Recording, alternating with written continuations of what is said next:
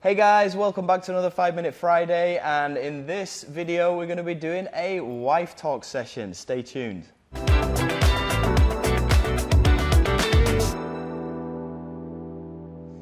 Okay, great to have you back with us guys, and great to have Chicha on the wheels of Hello. steel. So in today's video we're going to be talking about a life hack that can secure your financial future. So what is this life hack all about, Pez? We were just gonna share our ways to save money and then invest money so that you will have financial security, because we had the experience of struggling to survive with our financial situation, and we survive it. So we thought we just share this experience and how we do it probably would give you an idea of how to save money for your future financial security. Exactly, because most of the videos that I put out on this channel, it's all about making money, but that's only half the battle. The second half of the battle is all about saving and then investing. So we're going to tackle this topic inside of this video today, and it all starts with the little magic black book. Bring it on. Well, my book. Yep. So there you go. Yes, I write everything down, our expenses, our plan. So I have these books because I work better with pen and papers.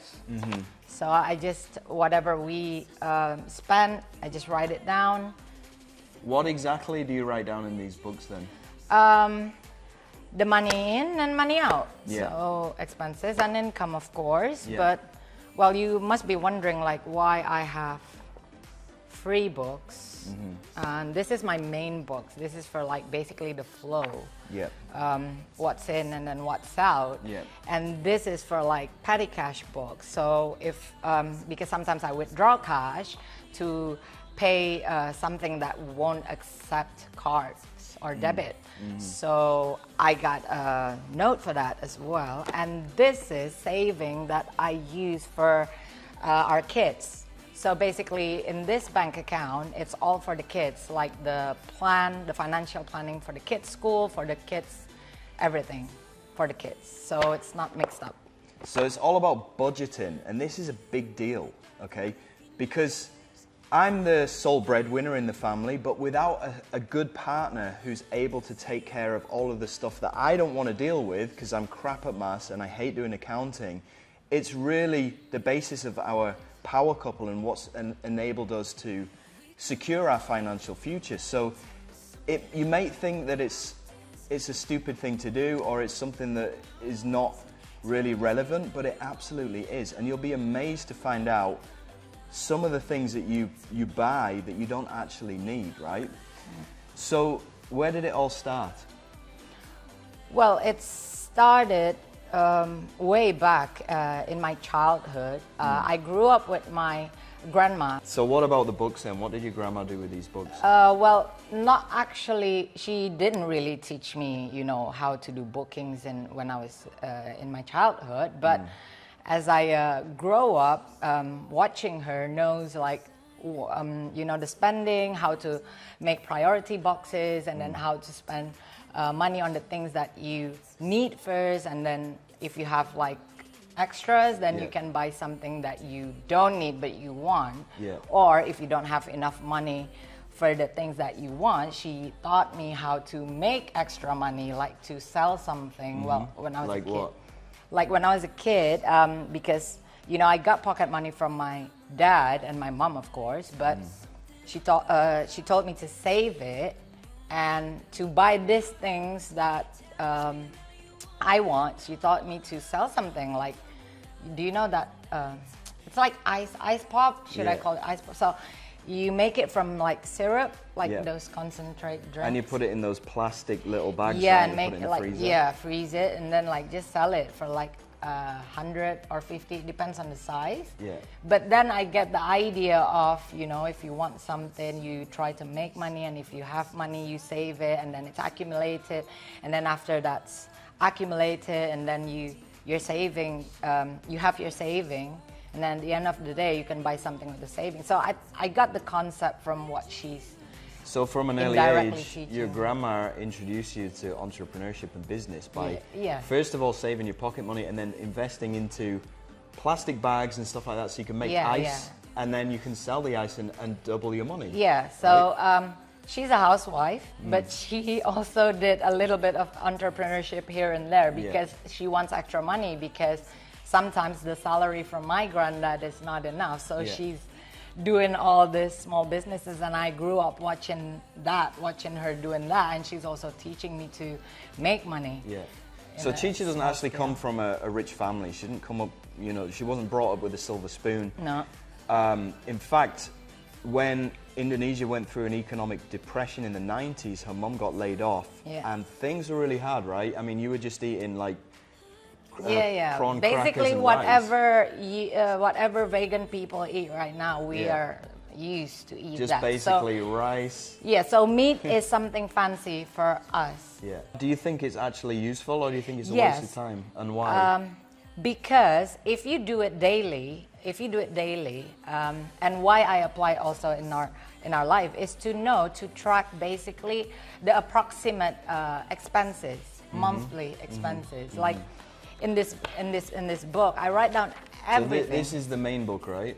This is the main book. So it has the income and it has the expenses, and why I wrote it down, every single thing, so that you will know your approximate monthly expenses. So you will know the money that you need. And if you know the amount of money that you need, then you can prepare yourself.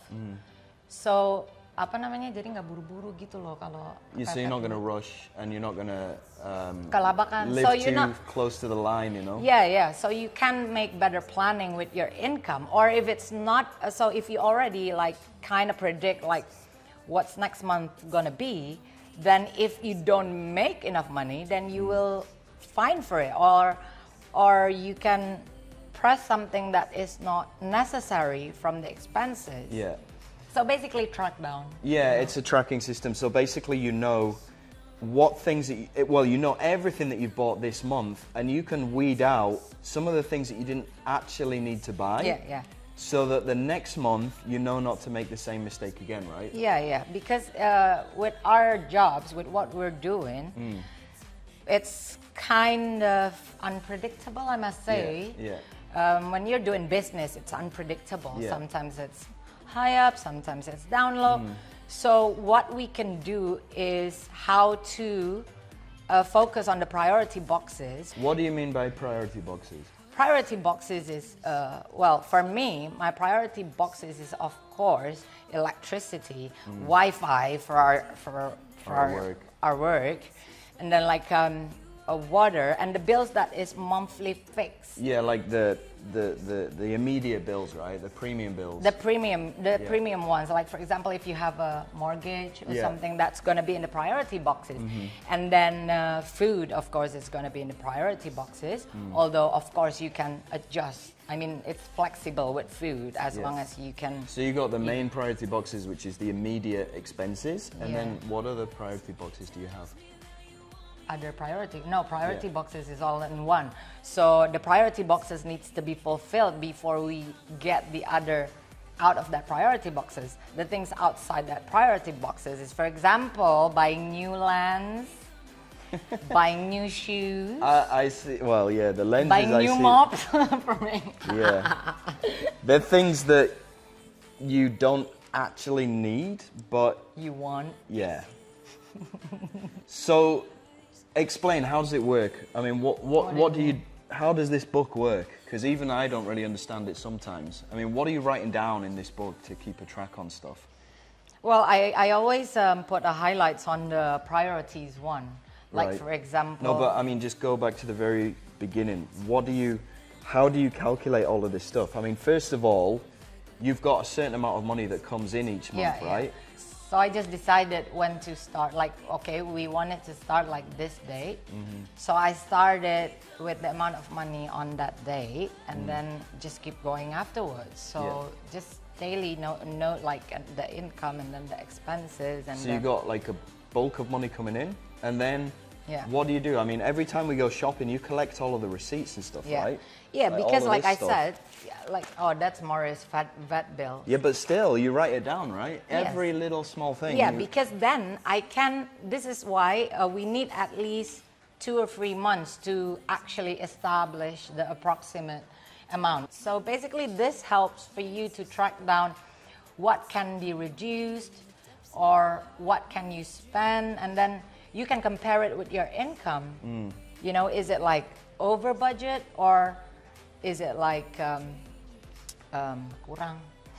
Yeah, and then once you have that average outgoings every month, then you can kind of predict into the future, based on your average outgoings, how much you can allocate into investing. Yes, right? yes. Oh, yes, of course. Like I said, if it's like, and then we have extras. This is what we call extras after all these expenses. And we always have extras. Yeah. So with these extras, then we think about how to plan. Because, you know, a lot of marketers, especially in the beginning, and this is kind of true for us as well, you start earning really good money, and there's always a temptation to just go out there and buy stuff that you don't actually need. I mean, there's a lot of my friends out there, a lot of marketers that go out there and they blow it on a luxury sports car, which is 150 grand, which is, to me, it's a little bit insane. For me, it's ridiculous. Well, yeah, but that's another story. But I used to compulsively buy sneakers as well, and that's something that I've stopped doing now because it all mounts up. You know, you might think, oh, a pair of sneakers, it's only like 80 bucks or 100 bucks, but if you buy 10 pairs a month, it all mounts up and you don't really need it, you know? And that pissed me off. Well, yeah. Yeah, if you ever watch the webinar where I was in, yeah, you know, I told you about Jono bought sneakers when we were struggling. That pissed me off. Well, I didn't quite have that mindset. Yeah. You had it before I did. Yeah, you know, because your mindset is all about saving, priorities, and investing. My mindset at that time was like, wow, we're generating all this money. Let's go and spend. So basically, like when you get 100, for example, you got $100. The shoes is just like $30. Yeah. You know, $100. You know, at $30. Yeah. You know, if you put that first. Yeah. Not the priority ones first. Yeah. You get, you know, it's just $30. Yeah. And if you spend on that first, and turns out you need to pay the bills and blah blah blah. Turns out it's like $75. Yeah. Where are you gonna get the $5? Exactly. So I mean, it is a big mindset shift, and you've got to you've really got to bite your lip when it comes to wanting to buy things. You've got to decide if you actually need it or you just want it. Because if you just want it, it can come later on. Because the main thing that you should be doing is not buying all of these material things, okay? They're not going to make you happy. They might do for a few days, or if you buy a nice sports car, maybe 6 months. But ultimately, what is really going to make you happy long term is having your financial security and not having to worry about paying the bills, not having to worry about money that you can spend. And then when you get to that point, then you can buy the shoes, you can buy the sports car, you can buy stuff from the money that you generated from your investments. Yeah, and that's not an easy concept to understand, right? but we're not saying you can't buy the things that you want, especially like, oh, I work hard, of course I can, but like I said, underline this, priority needs to be set, because you can. Like I said, if we have extras, I mean, I'm not going to be pissed off if we have extras. You know, you can do whatever. I mean, you want to buy what, like 10 shoes if we have that extra, but focus on the priorities first. I think the important thing is learning how to bite your lip and not buying those things that you want immediately, because the money that you can then invest instead of buying those things, it's all going to build up.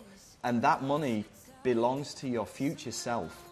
And the quicker that you can get that sum of money into your investments, the sooner you can take your foot off the gas, effectively retire, and then go on and buy those things that you want. So it's not easy, because the world tempts us with so many material things that we think we need, but we don't. We just want them. And being able to hold back on buying those things and instead investing that money such a smarter idea if you can do that. Okay, so I'm gonna make a conclusion. So first of all, the first conclusion is try to track down your income and expenses. You don't have to do it like I do. There are many apps to do that. So just try to find out like what do you need per month, and then like just try to track down your expenses and your income, whether it's balanced or not.